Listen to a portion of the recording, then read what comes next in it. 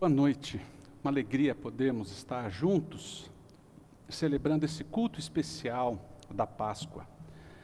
É muito bom ter cada um de vocês e espero que esse tempo seja um tempo muito abençoador para a sua vida. Hoje a gente vai estar tendo aí uma forma diferente de cultuar e queremos com que esse tempo de celebração da Páscoa, celebração da ceia do Senhor, possa ser muito inspirativa para o seu coração. Tempo de ser tocado pelo Senhor, tempo de renovar os seus votos, de fortalecer a sua fé. Seja muito bem-vindo, que Deus te abençoe, que Deus fale ao seu coração e ao nosso coração.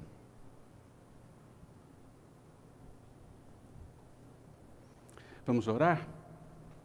Senhor, muito obrigado, Pai. Obrigado pelo teu cuidado. Obrigado por podermos nos reunir.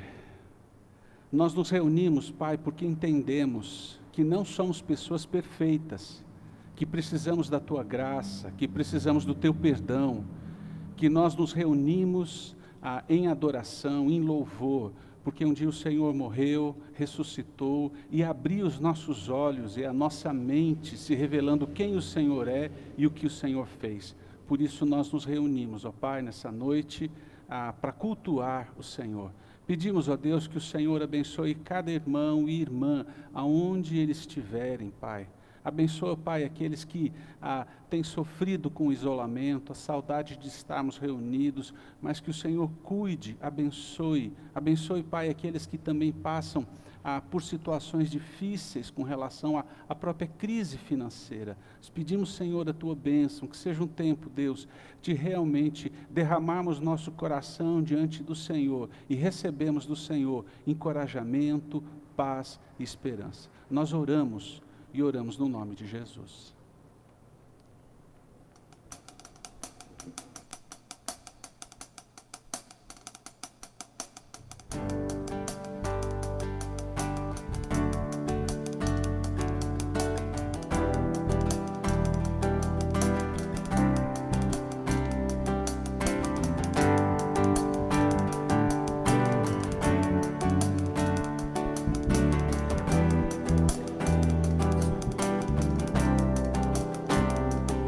Poderoso, nunca falhará, maravilhoso Deus, mais que buscamos, mais que pedimos,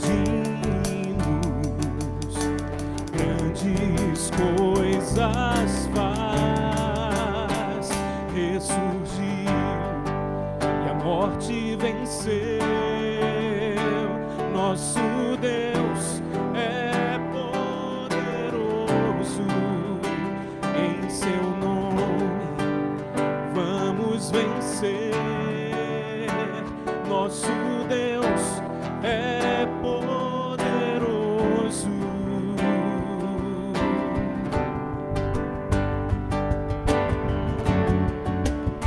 Ele é poderoso.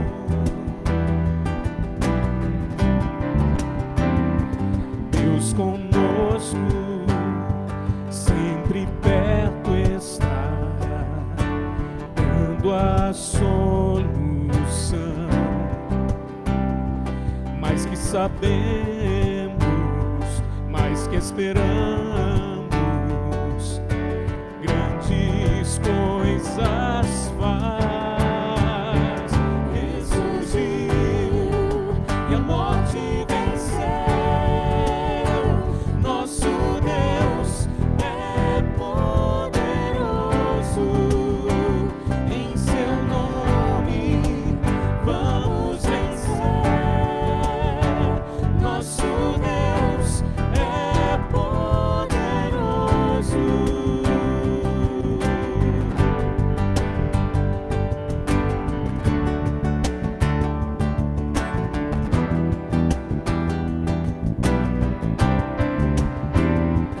Deus conosco nos conduzirá, jamais nos deixará, jamais nos deixará. Deus por nós quer nos abraçar, Ele nunca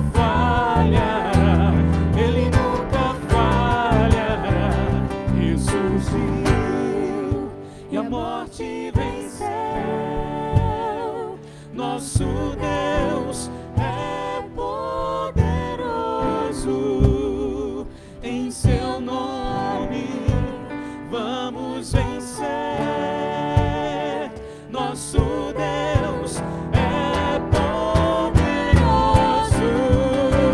ressurgiu e a morte venceu. Nosso Deus é poderoso, em seu nome vamos vencer. Nosso Deus é poderoso, nosso Deus é poderoso, nosso Deus é poderoso.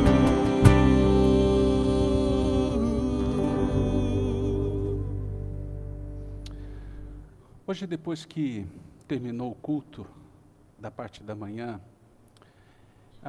eu passei pela T10, na frente de uma funerária, e tinha uma senhora um pouco mais idosa e um jovem abraçados, chorando profundamente. Eu não sei exatamente o que aconteceu, eu sei que aquilo mexeu um pouco com o meu coração, porque a grande questão é que, em meio a esses momentos de isolamento, parece que às vezes as notícias são coisas tão distantes, mas quando a gente vê alguém chorando na frente de uma funerária, eu fiquei imaginando que talvez algum daqueles entes queridos provavelmente tenha falecido, e como isso é uma coisa difícil. E talvez esse seja o grande questionamento que eu gostaria de conversar com cada um de vocês, que é: como que a gente caminha com fé em meio a esse momento? Como que a graça de Deus, ela nos sustenta, ela nos renova em meio a essa situação? A gente tem ouvido um monte de informações, um monte de notícias ruins, mas uma das coisas que, então, em função disso, uma das coisas que nós decidimos ontem foi silenciar os grupos do WhatsApp, para com que a gente conseguisse ter o sábado de silêncio. O sábado não é um dia onde normalmente as pessoas exaltam, louvam, porque a adoração precisa ser fruto dessa introspecção, de nós lembrarmos o que aconteceu. E isso então nos leva para a possibilidade de abrir os nossos ouvidos para Deus. Hoje eu gostaria de conversar um pouquinho com você sobre como que Deus, em meio a momentos como esse, nos surpreende com a sua graça. Para isso eu queria que a gente refletisse em cima do texto de Lucas, capítulo 24, a partir do versículo 13. E por ser um texto grande, eu vou estar lendo ele parte a parte. É a história ou a narrativa daqueles dois discípulos que saem de Jerusalém a caminho de Emaús, e no meio do caminho, Jesus vai ao encontro deles. O texto diz assim, no versículo 13: naquele mesmo dia, 2 deles estavam indo para um povoado chamado Emaús, a 11 quilômetros de Jerusalém. No caminho, conversavam a respeito de tudo o que havia acontecido. Enquanto conversavam e discutiam, o próprio Jesus se aproximou e começou a caminhar com eles. Mas os olhos deles foram impedidos de reconhecê-lo. Ele lhes perguntou: sobre o que vocês estão discutindo enquanto caminham? Eles pararam com os rostos entristecidos. Um deles, chamado Cleopas, perguntou-lhe: você é o único visitante em Jerusalém que não sabe das coisas que ali aconteceram nesses dias? Que coisas? Perguntou ele. O que aconteceu com Jesus de Nazaré? Respondeu eles. Ele era um profeta, poderoso em palavras e obras diante de Deus e de todo o povo. Os chefes dos sacerdotes e as nossas autoridades o entregaram para ser condenado à morte e o crucificaram. E nós esperávamos que ele ia trazer a redenção de Israel. E hoje é o 3º dia depois que tudo isso aconteceu. Algumas das mulheres entre nós nos deram um susto hoje. foram bem cedo ao sepulcro e não acharam o corpo dele. Voltaram e nos contaram ter tido uma visão de anjos, que disseram que ele estava vivo. Alguns dos nossos companheiros foram ao sepulcro e encontraram tudo exatamente como as mulheres tinham dito, mas não o viram. Imagine a situação desses 2 discípulos. Eles vivenciaram essa situação do Senhor Jesus sendo preso, sendo julgado, sendo condenado, sendo colocado numa cruz e tendo morrido. Talvez eles até tenham visto José de Arimateia tirando o corpo e colocando naquele sepulcro. E no domingo, diante dessa situação de tristeza, eles começam a voltar na direção da sua casa. Eles andam na direção de Emaús, a vila onde provavelmente eles moravam. E uma das coisas que é marcante ao olhar para esse texto, é que parece que esses 2 discípulos, eles estão tão focados nas suas dores, nas suas decepções, nos problemas que os envolvem, que eles não conseguem perceber que Jesus se aproxima e começa a andar com eles. Eles estão andando na direção errada, eles estão se distanciando do local aonde Jesus havia dito para eles ficarem, que era em Jerusalém. E é interessante porque o que faz com que pessoas tenham dificuldade de experimentar a presença de Deus em momentos de crise? O que faz com que as pessoas não consigam ouvir a voz de Deus? É o fato de nós estarmos focados em nós mesmos, nas nossas dores, nos nossos planos, nas nossas angústias. É interessante porque Jesus vinha dizendo já há alguns dias ou algumas semanas a respeito de que ele iria ser entregue nas mãos das autoridades, que ele seria julgado, que seria morto, mas que ele ressuscitaria. Mas é interessante que parece que nenhum dos discípulos realmente esperava ou acreditava nisso. Parece que eles tinham uma dificuldade, talvez um pouco daquilo que Tomé diz: eu só acredito se eu colocar o meu dedo no buraco do lado e nos cravos, ou no buraco dos cravos nas mãos. E é interessante porque no momento que às vezes a gente vive, parece situações quase como que pessoas dizem: eu quero crer, mas eu não consigo.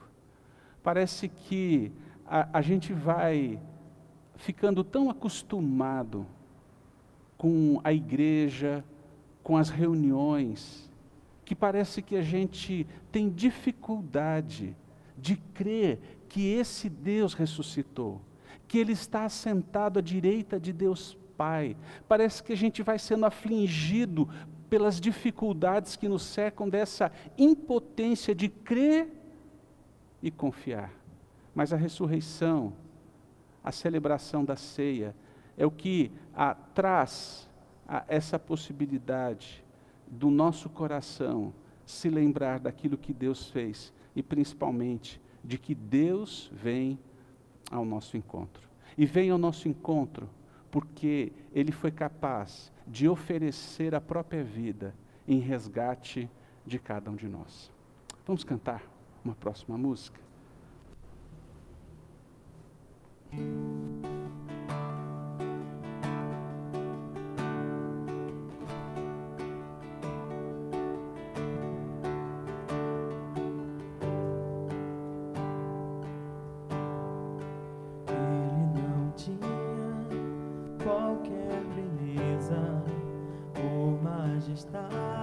Para nos atrair, nada havia em sua aparência para o desejar, mas rejeitado dentre os homens,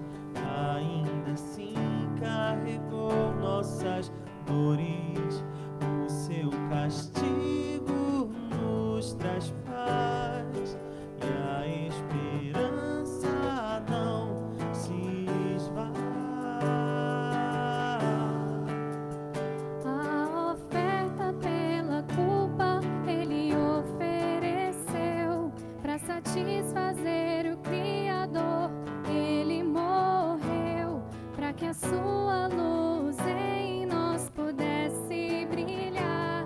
O Filho do amor se entregou em nosso lugar.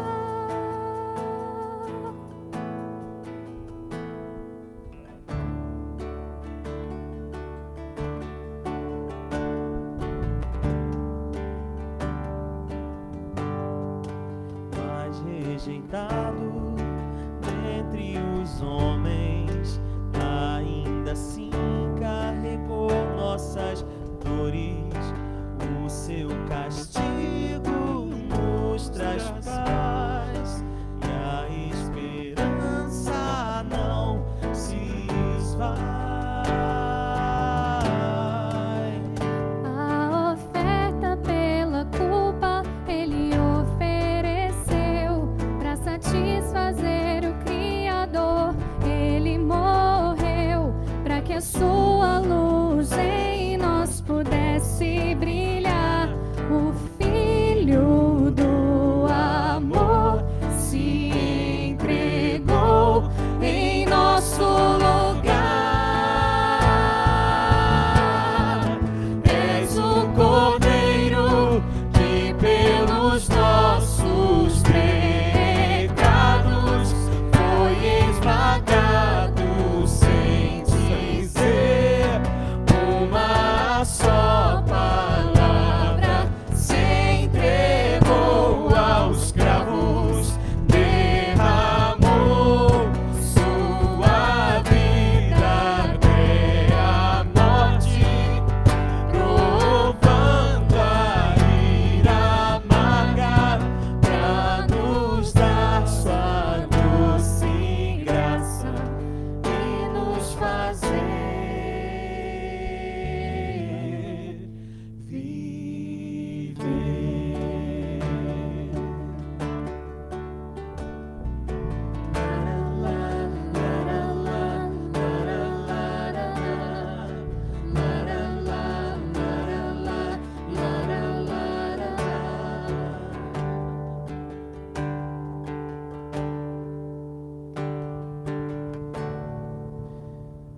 Ó Senhor, nós voltamos o nosso coração, a nossa mente,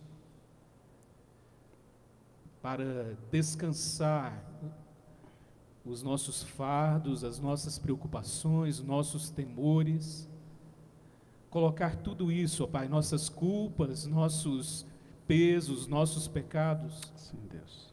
depositamos tudo isso, ó Pai, no Teu altar, entregamos ao Senhor, e sabemos, ó Pai, com certeza que recebemos o Teu fardo que é leve, porque o Senhor é aquele que nos conduz ao descanso, o Senhor é aquele que refrigera a nossa alma, e nós, ó Deus, viemos aqui para Te dizer, ó Pai, da nossa gratidão, para expressar nosso louvor e nossa gratidão por tão grande misericórdia, tão grande graça revelada na pessoa do nosso amado Jesus, desse amado que deu sua vida por nós, que verteu seu sangue puro por Amém. nós, ó Deus, sua vida sem pecado algum, justa, perfeita, entregue naquela cruz por causa do meu pecado, por causa do pecado dos meus irmãos, por causa do pecado desse mundo, a quem o Senhor amou com amor tão forte, tão profundo, ó Deus. E nós reconhecemos, ó Pai, humildes, de que não somos merecedores de nada disso. E elevamos, Senhor, a nossa voz a Ti, voz de gratidão, Sim, de louvor, de ação de graças, por tudo isso, por tão grande salvação que nós temos na pessoa de Jesus. E, ó Pai, nesse momento nós oramos no nome dEle, certos de que o Senhor ouve a nossa oração e o Senhor nos justifica na pessoa de Jesus. Em nome de Jesus. Amém. Amém.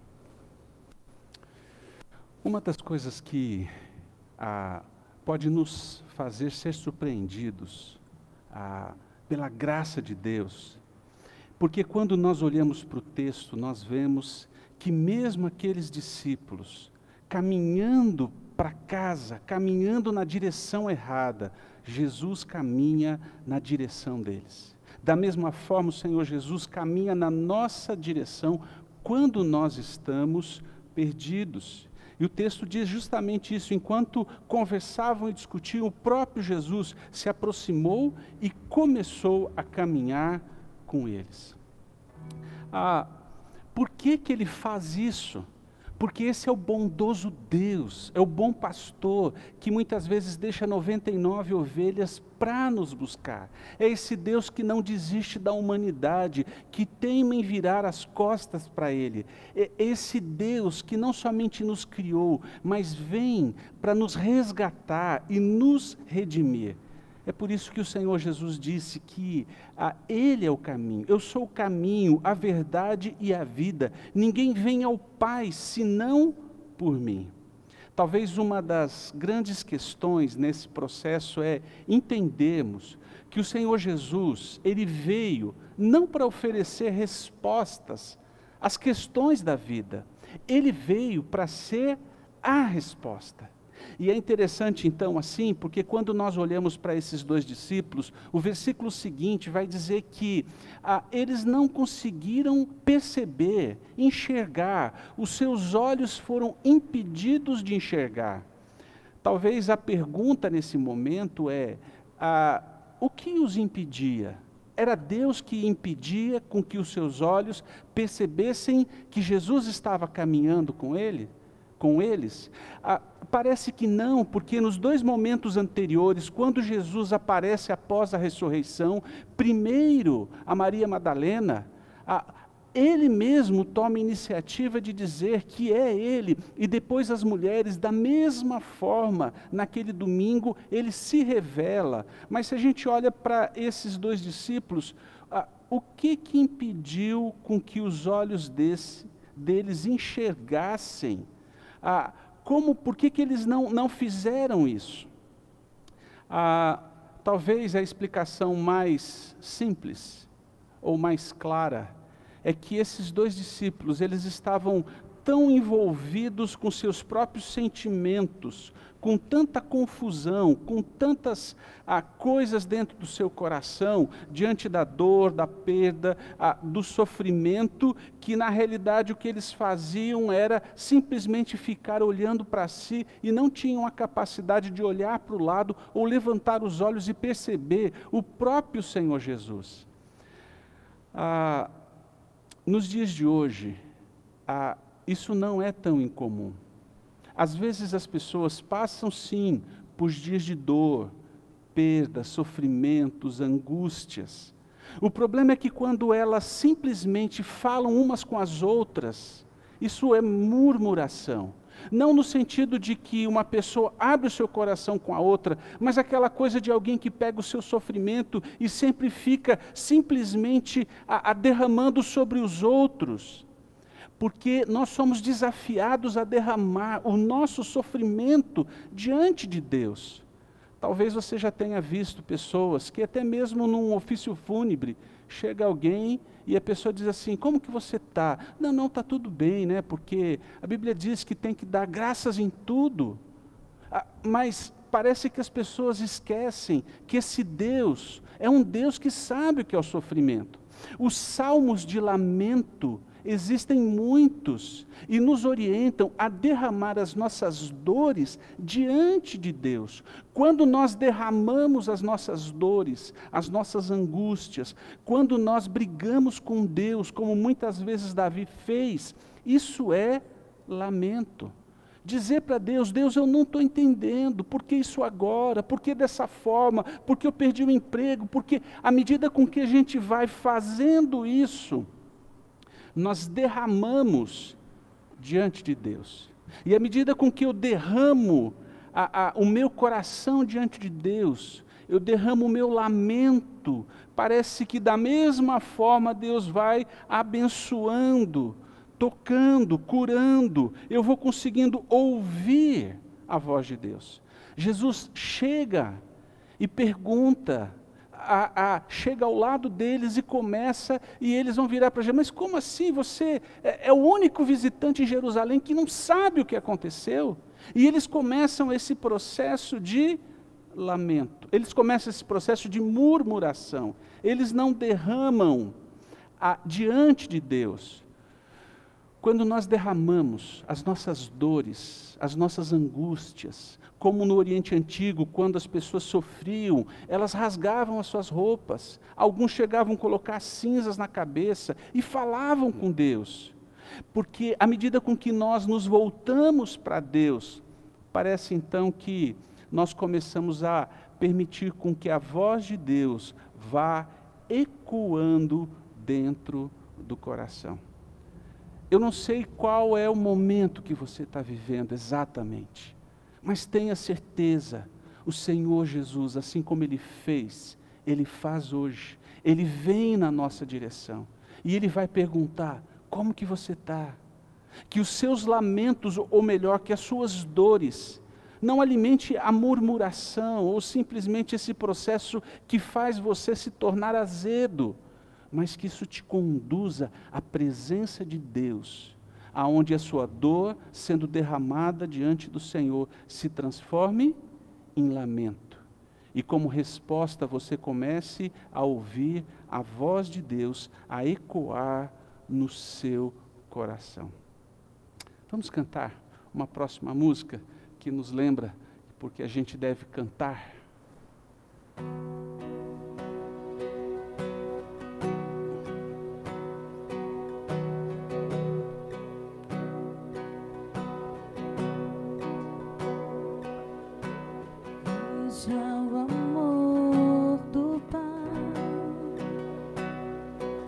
Mistério que não posso entender,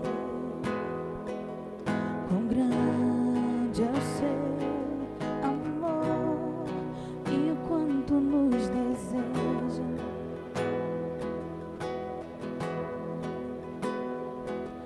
As coisas deste mundo não são nada diante dele.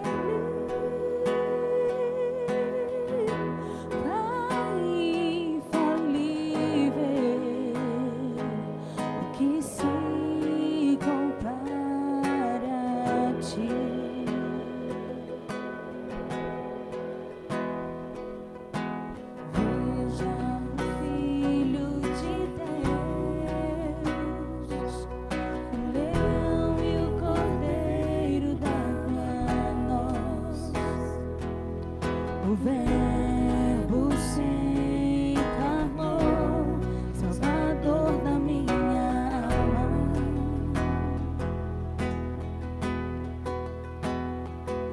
Sofreu por tanto amar a humanidade, o seu sangue e a salvação. Jesus Messias,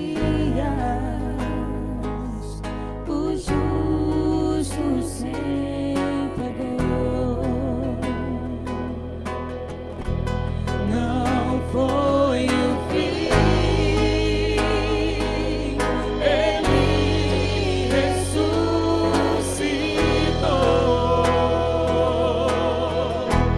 Canta minha alma, canta minha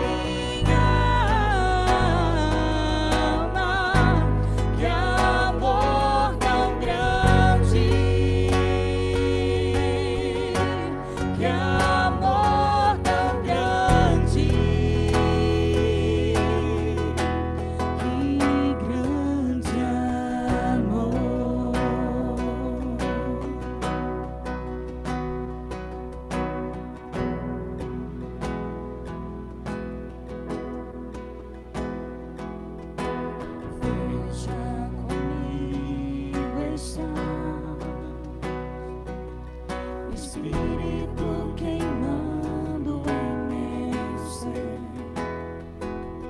amigo e protetor, que me leva à verdade.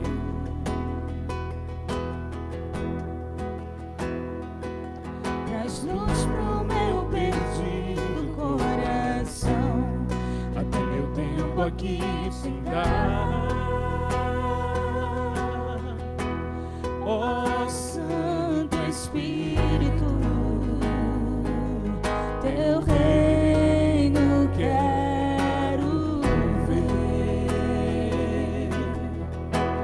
Ó Santo Espírito, faz em mim o teu querer. Canta minha Alma, canta minha alma, que amor tão grande,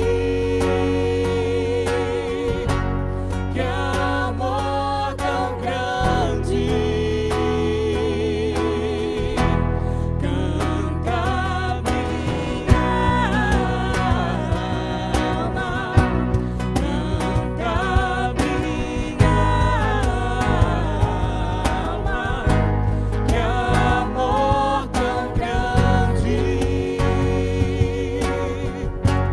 que amor tão grande, que grande amor.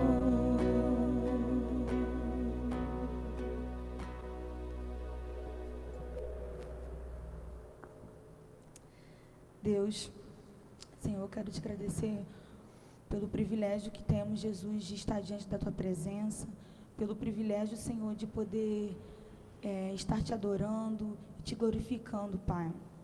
Senhor, infelizmente essa Páscoa não será como as demais, não será como a de costume, Senhor, pois muitas famílias estão longe, muitos amigos estão distantes, mas o principal, Jesus, que é o teu sacrifício na cruz, Senhor, jamais deixará de ser lembrado, jamais deixará de ser celebrado, Senhor, ainda que distante. Nós estamos aqui, Jesus, te glorificando, te honrando, porque o Senhor merece toda a honra e toda a glória. Deus, estamos vivendo um momento difícil, Pai, no nosso país, no nosso mundo, Senhor. E queremos pedir que o Senhor nos ajude, Senhor, a passar por esse momento. Nos ajude, Deus, a estarmos preparados, Senhor. Nos prepara para passarmos por esse momento, Senhor, porque nada fugiu ao teu controle, Pai. Então, que o Senhor possa nos abençoar, Deus, nos fortalecer a cada dia, que possamos esperar em Ti, Jesus, porque em Ti, Senhor, devemos depositar a nossa confiança, Pai. Amém. Amém. Uma das coisas que nos dá esperança ou nos faz ser surpreendido pela graça de Deus é que, em meio aos momentos difíceis, a certeza de que o próprio Jesus vem na nossa direção. Foi isso que ele fez com aqueles 2 discípulos que estavam fugindo, voltando para suas vidas, caminhando na direção erradas. E é interessante que esse Jesus não chega e não dá um sabão ou uma dura nele. Por que vocês não ficaram em Jerusalém? Não. O que vocês estão falando? E eles que estão tão presos neles mesmos, nas suas dores, nas suas decepções, nas suas angústias, no momento que eles estão vivendo, nas suas expectativas frustradas, eles começam a derramar o que antes era simplesmente uma murmuração, começa a se transformar num lamento.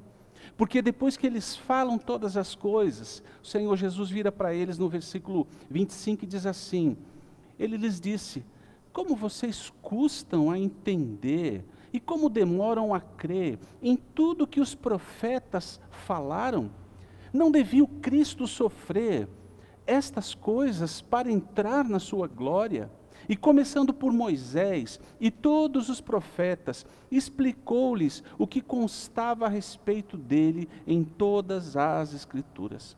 Isso é uma coisa que Deus faz. E a Páscoa é esse tempo onde nós somos lembrados dessa ação de Jesus. Ele vem na nossa direção. E à medida com que a sua voz, nós vamos conseguindo perceber, sua voz começa a ecoar como resposta do derramar das nossas vidas diante de Deus. A voz de Deus coloca ordem no caos. Assim como na criação, quando Deus falava, o universo era reorganizado, ou o caos entrava em ordem.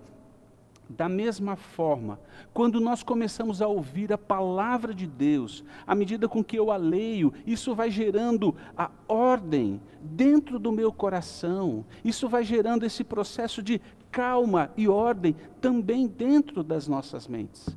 E o texto diz, começou por Moisés e todos os profetas.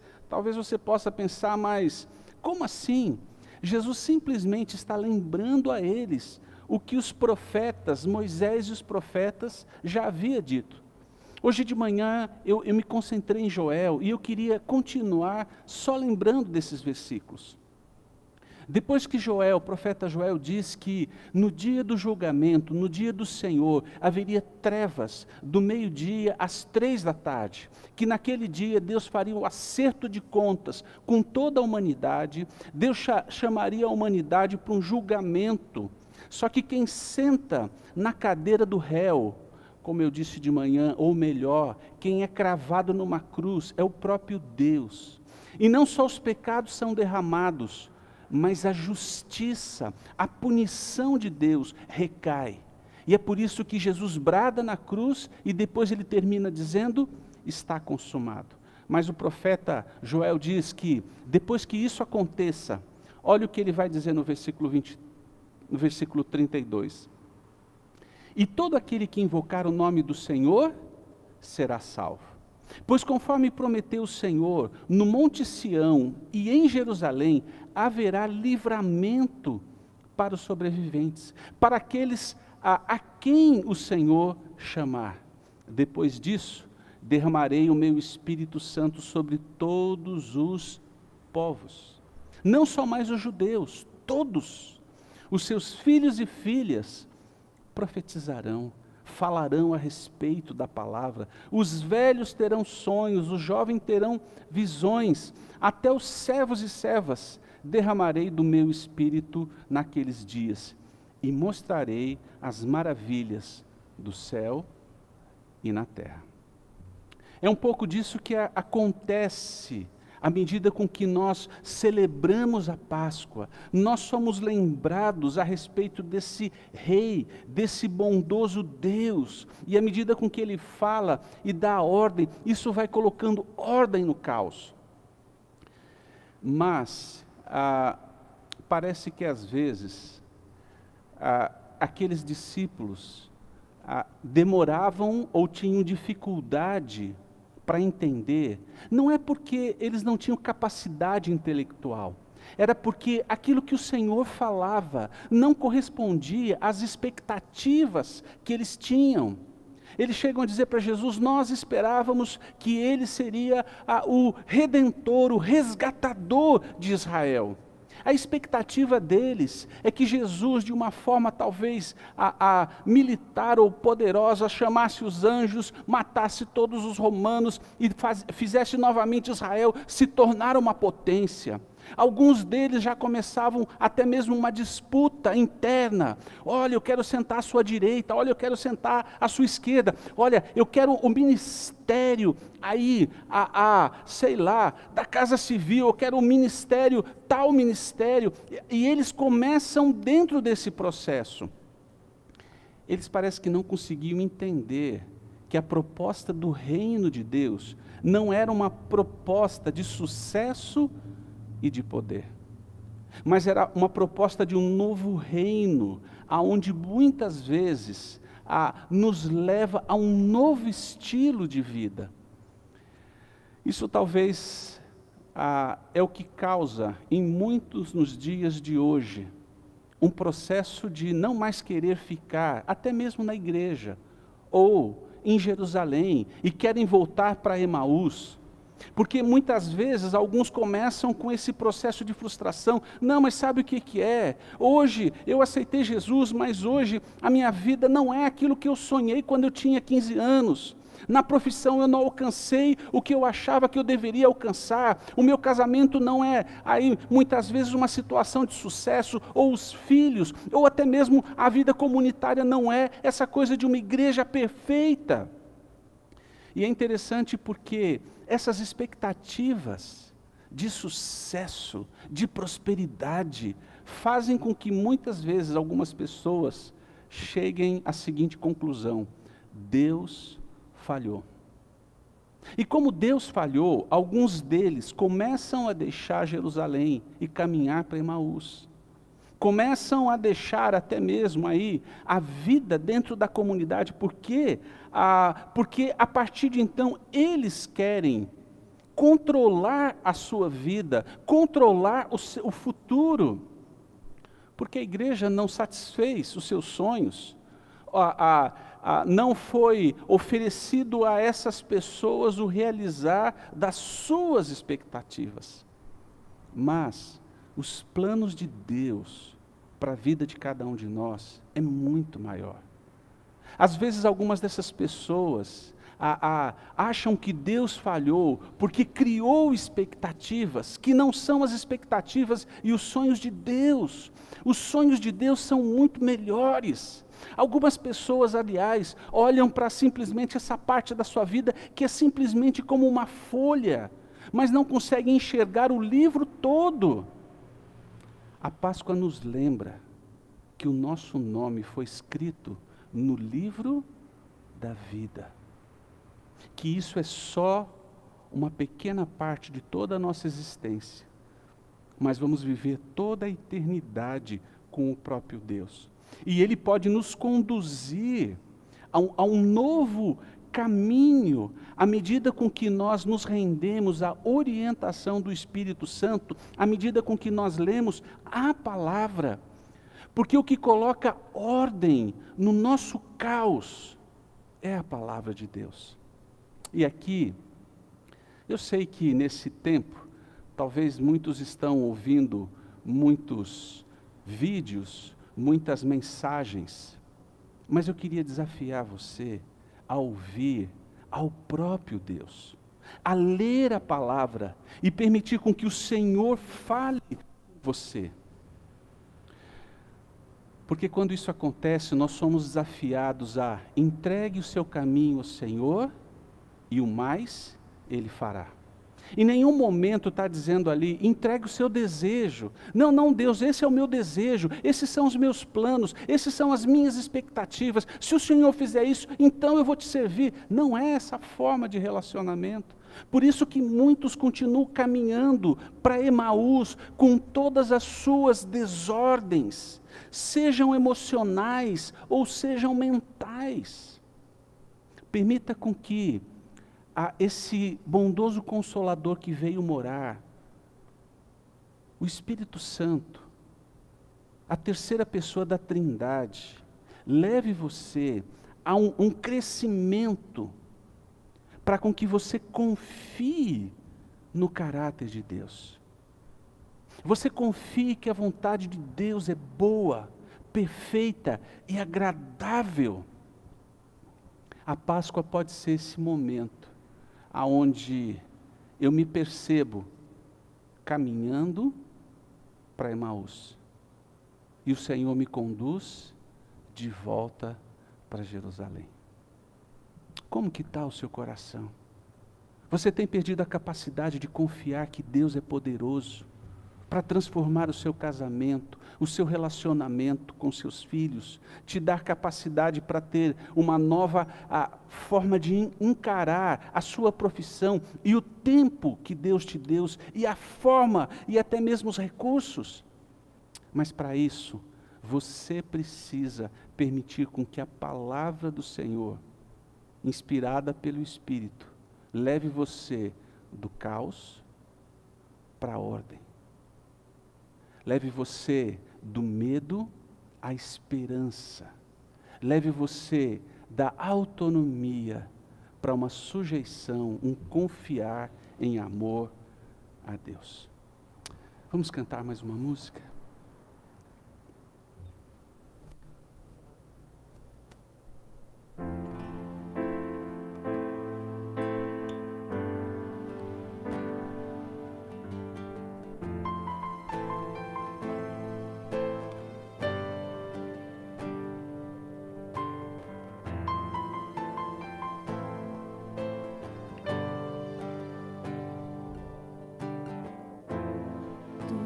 Tudo que eu mais quero,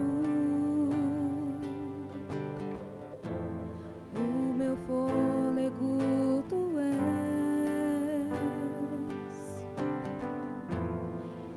teus braços é o meu lugar.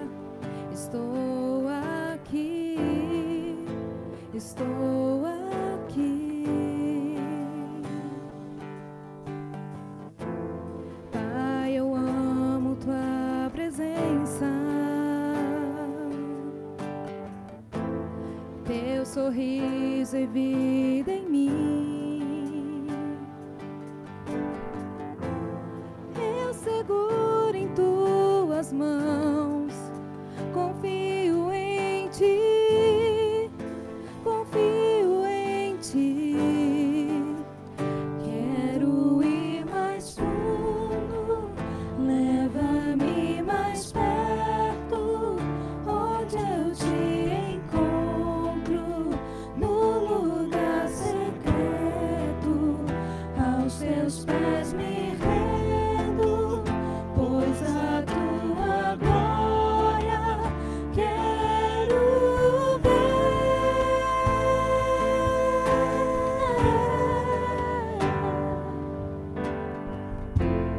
Pai, eu amo tua presença. Teu sorriso é vida em mim. Eu seguro em tuas mãos, confio em ti, confio em ti. Quero ir mais fundo, leva-me mais perto, onde eu te encontro, no lugar secreto, aos teus pés me rendo, pois a tua glória quero ver.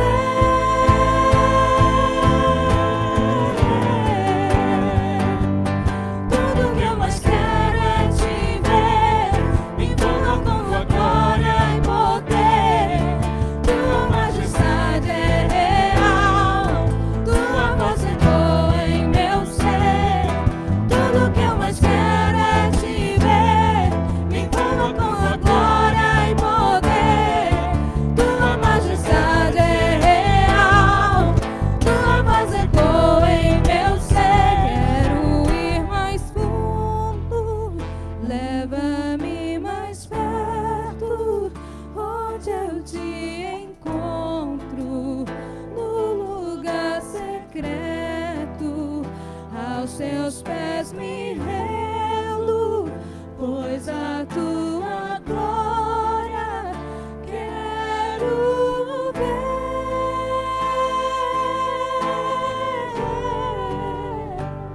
Senhor, oh Pai, é a tua glória que nós precisamos ver.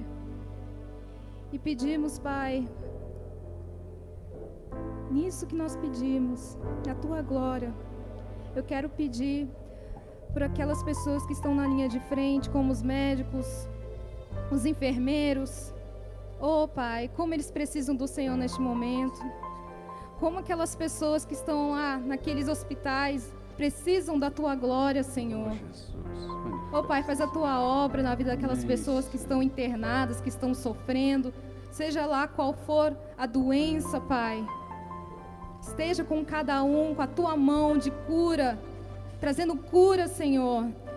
Usando os médicos, usando as enfermeiras. Que a tua mão esteja naqueles lugares onde as pessoas estão sofrendo, onde muitos estão desesperados, muitos médicos sem saber o que fazer. Oh Pai, traz a tua sabedoria que eles precisam, Pai. Traga a tua glória sobre esses lugares. E eu peço, Pai, que esteja acalmando os corações, que esta tempestade que irá passar, eles venham ver isto, Pai, que essa tempestade irá passar. Sim. E eu peço que o Senhor esteja atuando nesses lugares onde nós não podemos entrar. Sim. Nós não podemos estar lá, mas o Teu Santo Espírito está agindo nesses lugares. Nós cremos nisso, Senhor. É o que nós pedimos nessa noite, crendo que o Senhor está atuando. Esteja com nossos irmãos que estão trabalhando lá, Pai. Nossos irmãos que estão enfermos. cremos na tua cura, cremos no teu milagre, Pai, cremos na tua glória. É isso que nós pedimos em nome de Jesus. Amém. Amém. A terceira coisa que eu acho que nós aprendemos com esse texto é que a celebração da ceia também é uma oportunidade para com que os nossos olhos e o nosso coração, os nossos olhos possam ser abertos e o nosso coração possa ser aquecido. Se a palavra de Deus ecoa e traz ordem ao caos, a celebração da ceia, ela nos abre os olhos, ela nos enche o coração nesse caminhar, nesse novo e vivo caminho. O texto continua dizendo, no versículo 28, ao se aproximarem do povoado para o qual estavam indo, Jesus fez como quem ia mais adiante. Mas eles insistiram muito com ele. Fiquem conosco, pois a noite já vem, o dia já está quase findando. Então ele entrou para ficar com eles. Quando estava à mesa com eles, tomou o pão, deu graças, partiu e deu a eles. Então os olhos deles foram abertos e reconheceram, e ele desapareceu à vista deles. Perguntaram um ao outro, não estava queimando o nosso coração enquanto ele falava no caminho e nos expunha as Escrituras? Levantaram-se e voltaram imediatamente para Jerusalém. Ali encontraram os 11 e os que estavam com eles reunidos, que diziam, é verdade, o Senhor ressuscitou e apareceu a Simão. Em dias como esse que nós vivemos, nós somos surpreendidos pela graça, porque algumas das promessas são reais. E eu gosto quando o profeta Jeremias diz, buscar-me-eis e me achareis, quando me buscareis de todo o vosso coração. A celebração da ceia sempre é esse momento, onde nós somos desafiados a crer nas boas novas. E as boas novas são que Deus amou de tal maneira que deu seu único Filho. Mas Ele faz isso porque é justamente o próprio Senhor Jesus que morre naquela cruz. E morre naquela cruz porque nós temos vivido uma vida de desconexão para com Deus. Mas quando eu entendo daquilo que Deus é capaz e do seu amor, isso move o meu coração a crer nas boas novas, a crer que Deus é um Deus de milagre, que Deus é um Deus poderoso, que Deus é um Deus que age em todas as esferas da nossa vida, é um Deus que vai nos fazendo a redimensionar, reorientar a nossa vida, é um Deus que nos lembra que nós não somos órfãos, nós temos um Pai Celeste, e esse amor nos sacia, nos faz viver de uma nova forma. Mas o desafio dentro desse processo é deixarmos Emaús e voltarmos para Jerusalém. Deus pode fazer isso, mas você precisa acreditar, você precisa alimentar a sua fé. E é interessante porque a própria fé, ela não é resultado da nossa capacidade. O que eu faço para aumentar a minha fé? Será que se eu ler 10 capítulos da Bíblia, se eu orar 2 horas, a minha fé vai aumentar? A fé aumenta não por causa dos nossos próprios esforços, porque a própria fé é uma dádiva de Deus. Mas à medida com que eu mergulho na presença de Deus, eu começo a perceber quem Ele é. A ceia me abre os olhos para a minha limitação e para a grandeza de Deus. A minha fé aumenta, porque eu começo a me render a esse Deus. Porque a ceia me abre os olhos, a ceia aquece o meu coração. Eu sou lembrado que o véu foi rasgado. Parece que, à medida com que a gente celebra a ceia, sempre são a oportunidade de nós deixarmos o caminho de Emaús, da autonomia, da desobediência, das nossas próprias expectativas, que muitas vezes não são as expectativas de Deus, que os nossos sonhos muitas vezes estão pequenos diante dos grandes sonhos que Deus tem para cada um dos seus filhos, que isso possa nos levar de volta para a casa do Pai, pelo novo e vivo caminho. Deixe que a celebração da ceia faça isso ao seu coração. Você possa talvez até mesmo dizer para Deus: Deus, hoje eu preciso de fé. Deus, eu preciso voltar.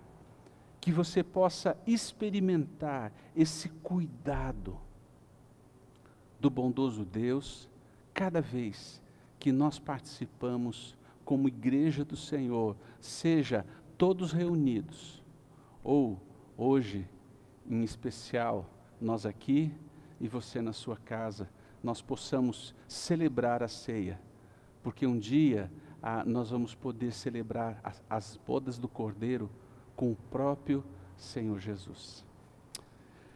Vamos cantar mais uma música?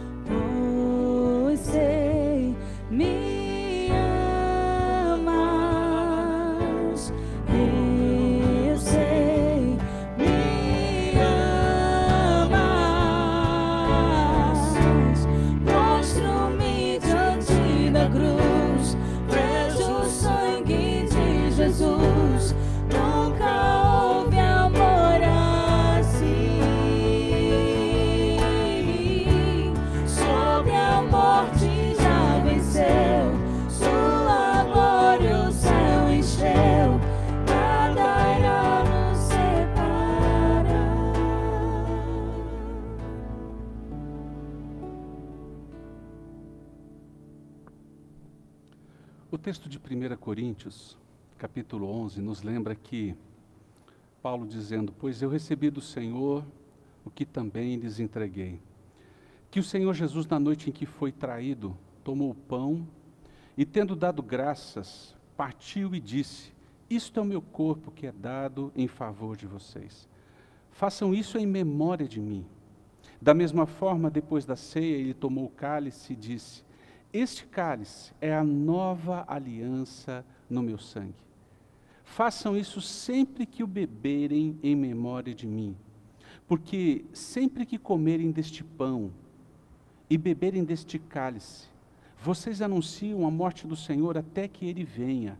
Portanto, Aquele que comer o pão ou beber o cálice do Senhor indignamente, será culpado de pecar contra o corpo e o sangue do Senhor. Examine-se cada um a si mesmo, então coma do pão e beba do cálice. Como que nós somos orientados dentro desse momento tão especial que é comer do pão e beber do cálice? O que seria comer o pão ou beber o cálice de uma forma indigna?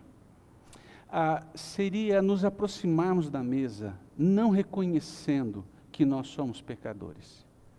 Todos aqueles que já aceitaram o Senhor Jesus, ou seja, entende quem Ele é, o próprio Deus e o que Ele fez, morreu naquela cruz e nos ressuscitou, e ressuscitou para nos reconectar com o Pai, nos salvar, pode participar desse momento.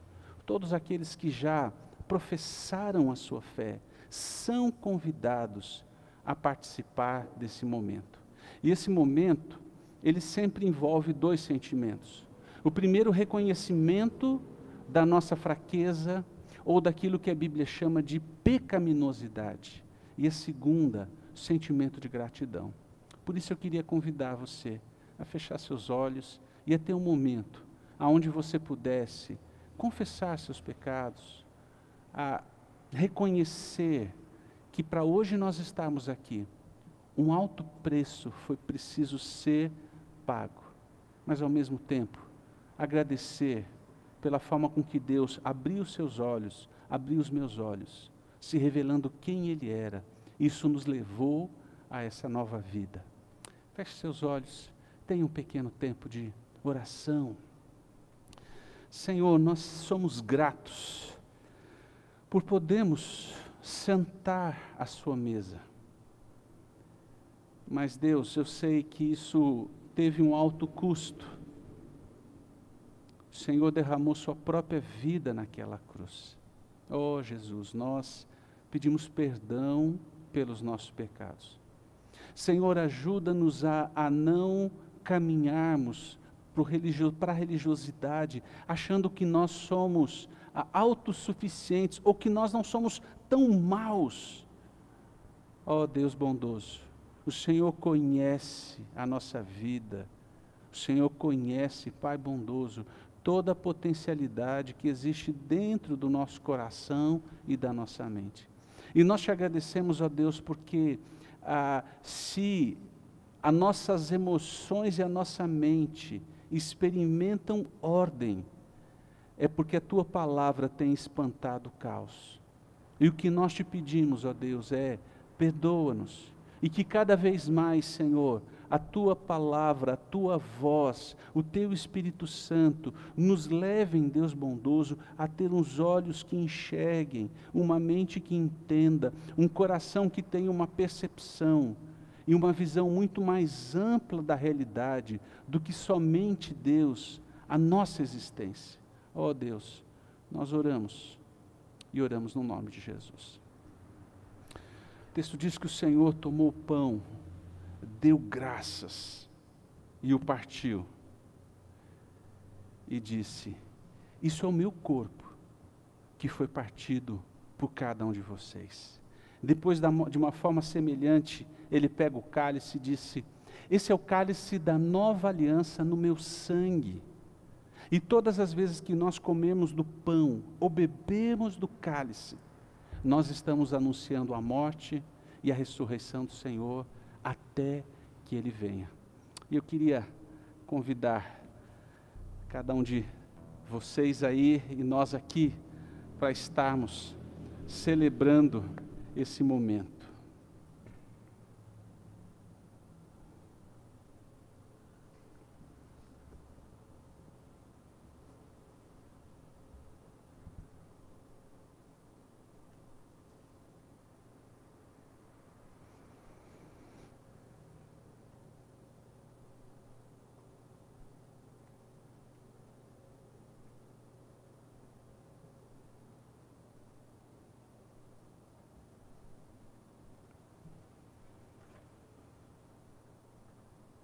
Vamos participar juntos?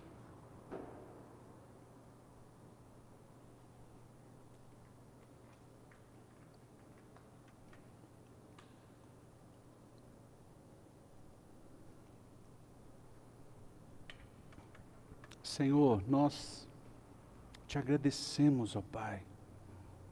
Pedimos com que o Senhor ministre sua graça sobre a vida de cada um de nós.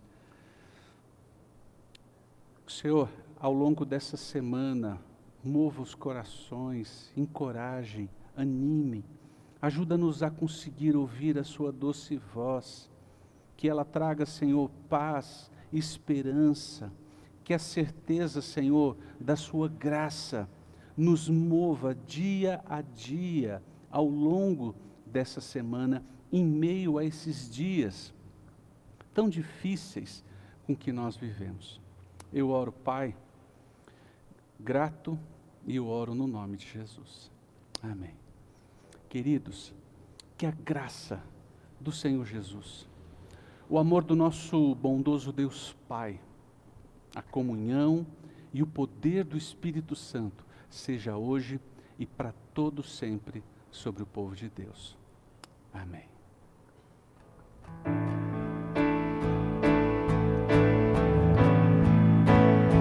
O véu rasgou, um caminho abriu, tudo consumado está. O véu rasgou, o caminho abriu, tudo consumado está. E quando tudo se acabar, estarei seguro,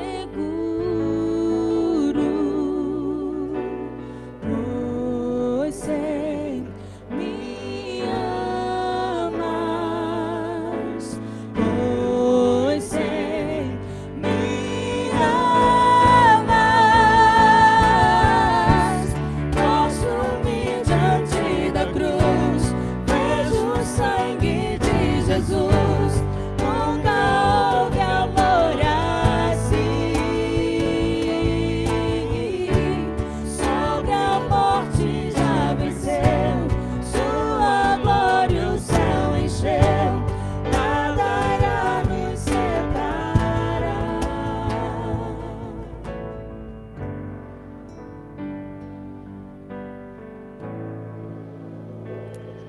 Deus abençoe cada um de você. Um abraço carinhoso a todos vocês.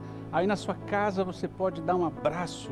Dê um abraço aí por mim, cada uma das pessoas. Aqui a gente só vai continuar cumprimentando de cotovelo. Deus abençoe. Uma boa semana.